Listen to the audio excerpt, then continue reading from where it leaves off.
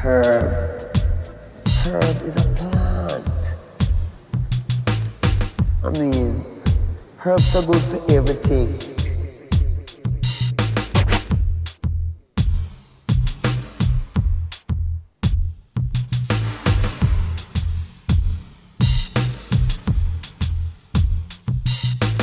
Herb.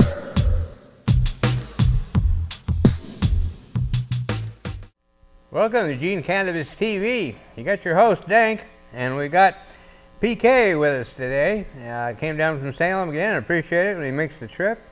And got to see, want to, well, you know, I've been talking about the Eugene Cannabis, or excuse me, the Northwest Cannabis Club up in Portland. A couple of times in other prior shows, I've been talking about that. I was very impressed with the whole deal going there, the smoking lounge. They've been running for 2 years, and they haven't had a bit of a problem with anybody.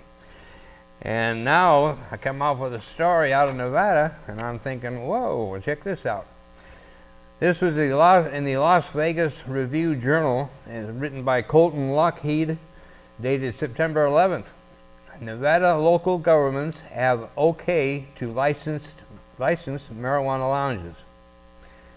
That's a great progress. Yeah, it is. It's great progress. And to think of it, in Nevada, you know, I remember it wasn't that, I've lived in Nevada. I know it wasn't that long ago that you could get a hard time for possession of a joint. And now it's, they got medical, and now they've got, its legalization goes into effect the 1st of January next year, I believe. And they're moving forward with the marijuana lounges too. And so they're saying able to buy, but with nowhere to smoke. Las Vegas tourists and locals could soon have a place to light up their weed. And an opinion from the Legislative Council Bureau released Monday said no state law prohibits local governments from permitting for marijuana consumption in businesses. That means Nevadans and visitors could soon be able to light up a joint in pot-friendly lounges, cafes, yoga studios, and possibly even at special events like the Electric Daisy Carnival.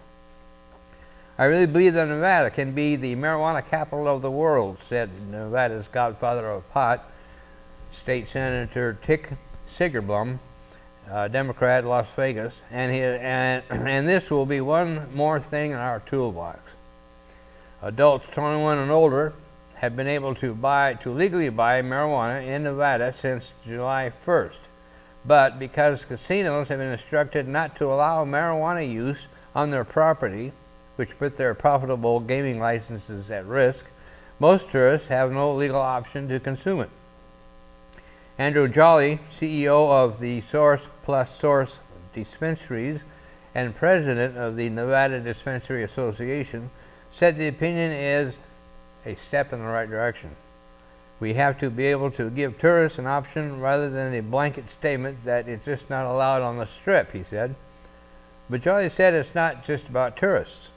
You'd be surprised at how many locals find value in these lounges, he said. Think about how many bars we have, or wine tasting facilities and events. It's crazy to think marijuana is somehow different than that. It's really not. Excuse me.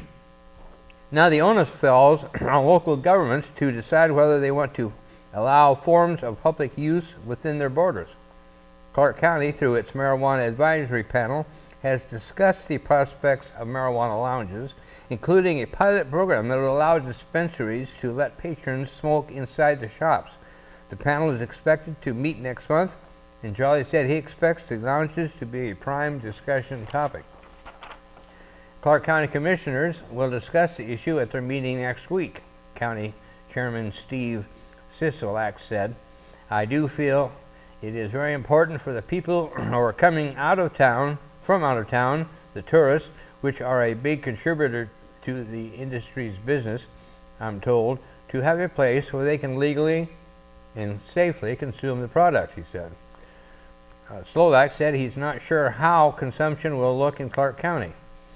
I'd want to make sure that any of the marijuana being consumed was purchased from a licensed dispensary or grown in a home that has a license, not a legally obtained product. County Commissioner Lawrence Weekly said that the smell of marijuana smoking lounges. The smell of marijuana smoking lounges needs to be taken into account when locations of them is considered. For those who have families, it depends on where you put these things, Weekly said. It's all still unknown. And as we work through it, I hope those out there would have more education and experience will work with us. Sigerblom pushed for a bill in the 2017 legislature that would have given local governments the authority to permit consumption lounges and other forms of public pot use. The bill died after Governor Brian Sandoval expressed concern over the concept of pot lounges. But the Legislative Council Bureau opinion breathes renewed life into that push, and Sigerblom is optimistic that the Las Vegas Valley could see such lounges in 2018. This is what we've been waiting for, Sigerblom said. It's fantastic. And and another special thing that is, I really want to, as I mentioned, I went to Northwest Cannabis Club and met the owner of it and spoke to him at length, and he's had a success for 2 years. Well, I was downtown talking to a local businessman who I don't want to name yet, but I was speaking to a local businessman downtown Eugene Friday, and we may have get a smoking lounge in Eugene. He has property, and he's interested. So I want to get him and the proprietor of the Northwest Cannabis Club together and let them talk, so the guy from Portland can tell this guy what's up and all that. But when I was at the legislative hearings at the Capitol, they talked about having smoking lounges or places that people can be smoking, and they were talking about where they're smoking tobacco is having a joint area where they would do this at your bars and restaurants. I don't know if it came effect, but they talked about it. right, well, there was a bill, I don't remember the number, but there was a bill to legalize smoking lounges, and it didn't pass. Okay. And I don't know, and I need to get a hold of somebody. I got in mind of a person who to do that, but to find out what the deal is, because I don't quite understand if the smoking law bill didn't pass. Well, then how come this guy's been doing it for 2 years and hasn't had a bit of a problem? Yeah. You know, that's what I want to find out. He's probably a club, and that's how a lot of different places, because they're a club and you're a member. That's probably it, and that's what exactly. Yeah, that's probably it, and that's what I told this guy here in Eugene. That's how Portland does it, and like I said, I've been doing it for 2 years. So anyway, stay tuned, because if it happens, I will certainly let everybody know. And the guy that I'm talking about is pretty well known in the community too. So anyway, that's the deal on the smoking lounges. So have you got anything? Oh, and we were talking about Mercy Centers TV last week. I called in and they had a phone problem and I wasn't able to communicate, but tell about your guest. We were just speaking of his guest. We had Pioneer Pete at the Mercy Center phone-in show. He was very knowledgeable about the different things in the laws and the molecules that are in the cannabis plant. And it was a very interesting time. You bet. Pioneer Pete Grindon, I think is his last name, if I'm pronouncing it correctly. I hope I am. But yes, much respect for Pete. He's a great guy and very knowledgeable, and he's definitely got our backs. And doing some really good things, or at least trying to. Yeah, he comes all the way up from, I believe, Medford or in that area. Yeah. And he's at the old Mercy Center's office. Yeah. He's all over the state, and he's in the good fight and putting in the good word. So appreciate that. Maybe we can get him on this show sometime. I should get a hold of him and invite him. You never know.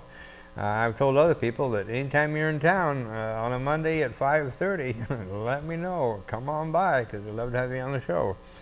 I want more guests I can have, the better I like it, because I want people to come on and tell the cannabis story. This is Peke has over the years. it's getting the word out. Exactly. Telling the people, please register and vote. Keep your registration up.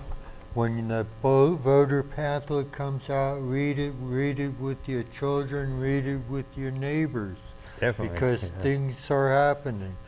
We only can change if we change our higher officials, because they're trying to take us for a ride. Yep. I don't see how they, for a grower's fee from $50, and now it's $450 for a grow site. Oh, and I can count a little bit, and that doesn't add up.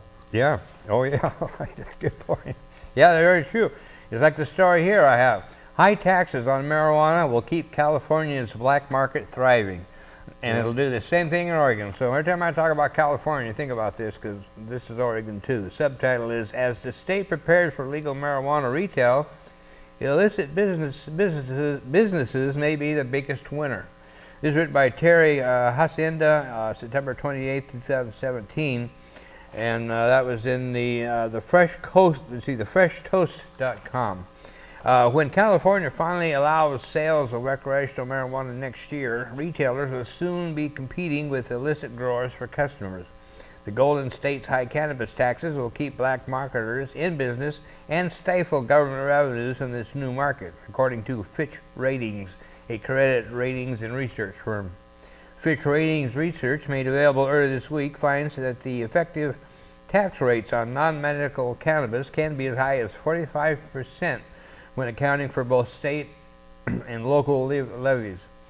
Taxes include a 15% state excise tax, state cultivation taxes of $9.25 per ounce for cannabis flowers, $2.75 per ounce for leaves, and state and local sales taxes ranging from 7.75% to 9.75%. Oregon, by the way, of comparison, taxes non-medical cannabis at about 20%, and Alaska taxes range from 10% to 20%. According to Fitch Ratings, California's high taxes are likely to keep black market prices competitive in the long term. The state's black market will also benefit from its long history as a supplier to states where non-medical cannabis remains illegal. Retail sales of non-medical cannabis is set to begin on January 1st, 2018, following California's voter approval of the Controlled Regulating Adult Use of Marijuana Act of November 2016. And by the way, I mentioned Nevada was going to be legal, recreational will be legal on the 1st of January. I was incorrect. They're legal now. It's California that will be legal on January 1st, recreational. And this was, I wrote question marks around this paragraph. Oh, so anyway, I'm going to have to continue on this in the second half. I got started too late on it, but this is really an important issue because it's happening in Oregon too. They want to stop the black market, and all they're doing really is fueling the black market. So, a little kind of, so anyway, we need to discuss that some more. And I appreciate you coming by. You're always welcome to come down to Eugene Cannabis TV. We're at the Community TV 29 studios behind Sheldon High School, Friday nights, 5:30. We'll be right back for the second half. Are you tired of following all the rules? Ready to let loose? Have a little fun? Sounds like you need to. Get high. And with Narcomex Incorporated, your direct-to-consumer drug trafficking solution, you can. Narcomex values your business. That's why we're your #1 supplier of drugs, and you're our #1 consumer. These billions can't be wrong. We work hard for your business and have killed not 1, not 2, but 3 Mexican police and 2 journalists just to keep you high with that very joint. Why, our commitment to keeping you supplied has killed over 17,000 people right next door. Traffickers, soldiers, journalists, prosecutors, you name it. We're that passionate about your business. We've even begun to destroy some of your favorite tropical beach destinations. Because if you smoke enough at home, You don't even need a beach. But don't legalize it or grow it at home. Let us do the work for you. Sure, consumers boycotted evil companies, but there's no need to boycott Narcomex Incorporated, your direct-to-consumer drug trafficking solution, also offering heroin, meth, and cocaine. Narcomex Incorporated. Live a little, and forget others won't.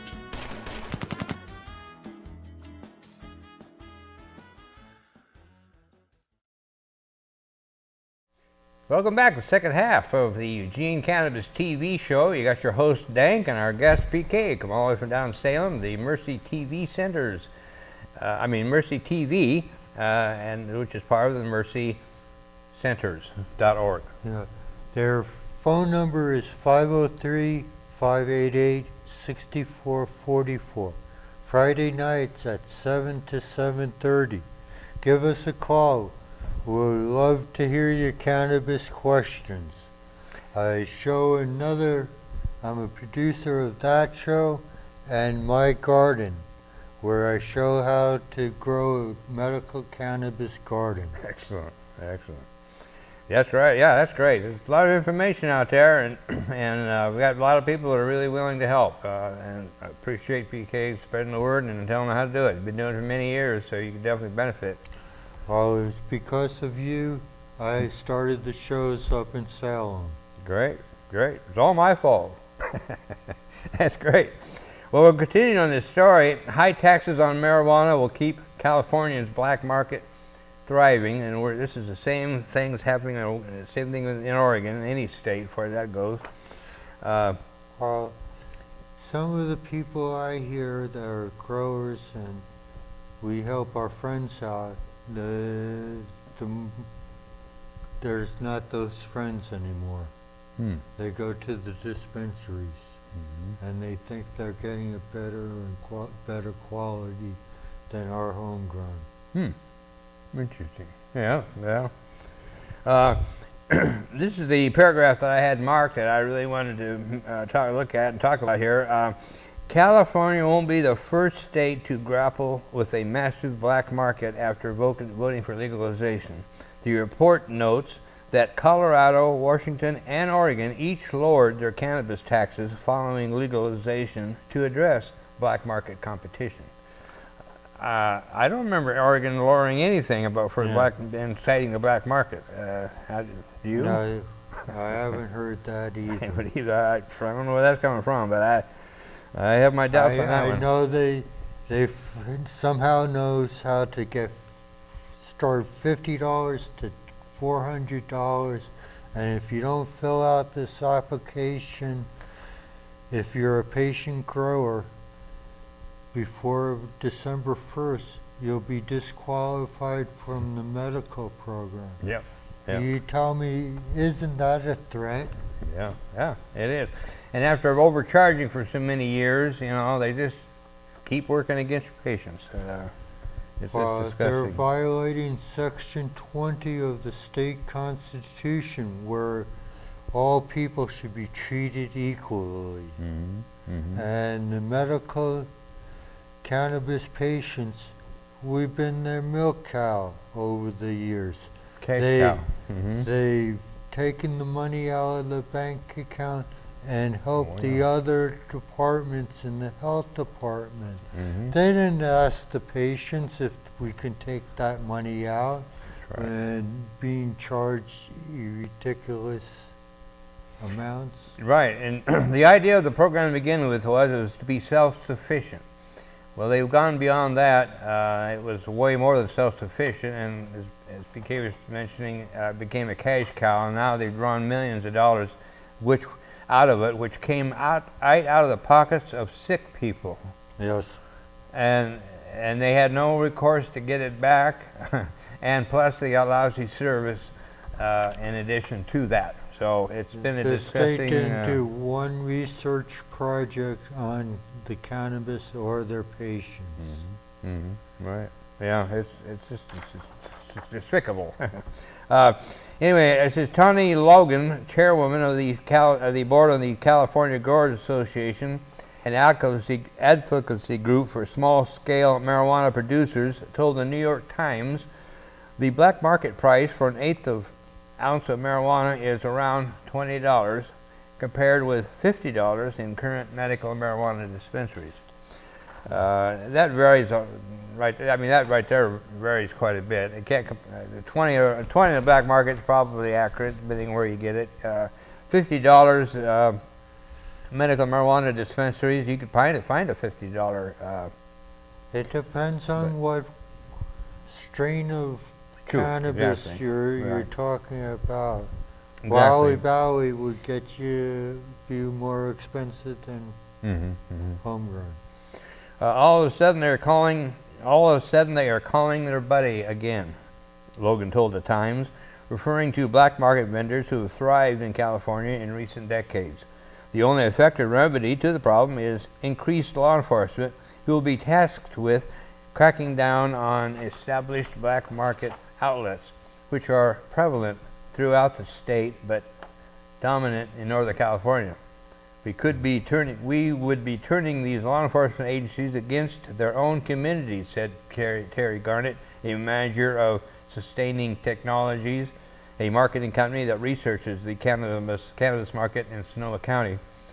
That's the conundrum for California and for all states of legalization, so it's interesting to see. I don't know where it's going to go, but the idea of legalization is to take the profit out of the black market, but they haven't done it. Not with the government greed. Yes. Well, the government is the black market, charging these ridiculous prices and saying if you don't fill out this form and send it in before the 1st of December, you'll be disqualified as a patient grower. So at least we're still exempt as a patient grower, and we can grow for ourselves and for one other person. Correct. In the house. So I've got an article here that I thought was quite interesting. This was came from Metro.us, titled "Terpenes, Our next frontier of curated cannabis experience," experts say. Those in the marijuana industry add flavors, aromas, and effects to weed with the help of terpenes.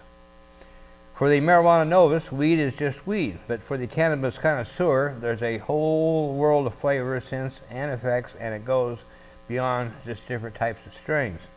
The next frontier of curating a cannabis experience, experts say, lies not in a strain of the plant, the sour diesels and pineapple kushes that your dispensary will surely have on its menu, but in harnessing the terpenes within cannabis. Terpenes are essential oils found in different botanicals with plant matter. They're why lemon has that citrusy smell, why pine needles smell like pine, said Seth Yaffe, operations manager at Ermont Incorporated, a nonprofit medical marijuana dispensary in Quincy, Massachusetts. Terpenes are most known for giving plants their unique aroma, which is why there are essential oils of lavender and eucalyptus. But when they work in conjunction with cannabinoids like THC and CBD, it's an entourage effect, Yaffe said, meaning terpenes can actually change or heighten the therapeutic effects of marijuana. To take advantage of terpenes, many labs isolate them when they process the cannabis into a concentrate. So with my healing oil, I got 2 different types. One, my main batch, and every season I put new cannabis in it. I gotta start a second bucket because the bucket's filled with cannabis and olive oil. But I put Italian spices at first, and this is 10 years ago. But now I put garlic in it, and then I recently put the peppermint leaves and flowers. The bees were pollinating the flowers when I was cutting this for the and then the second bunch is a plant that was a CBD plant, Alice. And with the peppermint in it causes it to absorb in your skin a little bit quicker, and both are a cold fusion, so you don't get high off of it. You get pain relief. Excellent. And your example with your foot. Oh yeah, yeah, you bet. And Yep. The healing oil, and what do you call it exactly? Peke's blessed healing oil. There you go. They said, yep, definitely. So, yeah, it's amazing, and all made, literally homemade. You Yes. can't get any more homemade than this, you know. This is incredible. Yeah.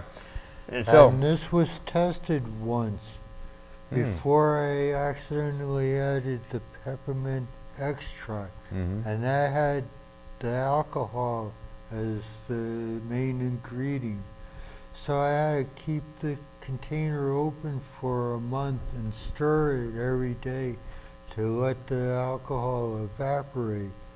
But with adding the alcohol, we triggered the THC molecule and the other molecules that are in the healing oil.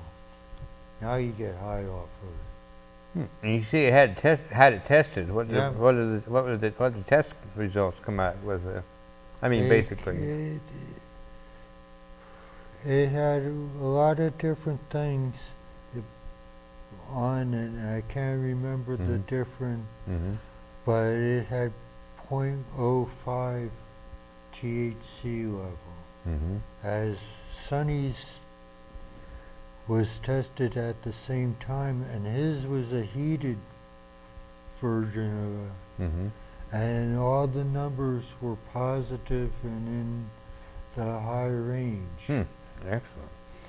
Okay, well, we're running out of time, and we want to sure remind you, Mercy's TV, call them up. And what's the number again? 503-588-6444. That's 7 o'clock to 7:30, Friday nights. Please, we need your help. You bet. Register and vote. You bet. Okay, please do it. We'll see you next week. Thanks for being here.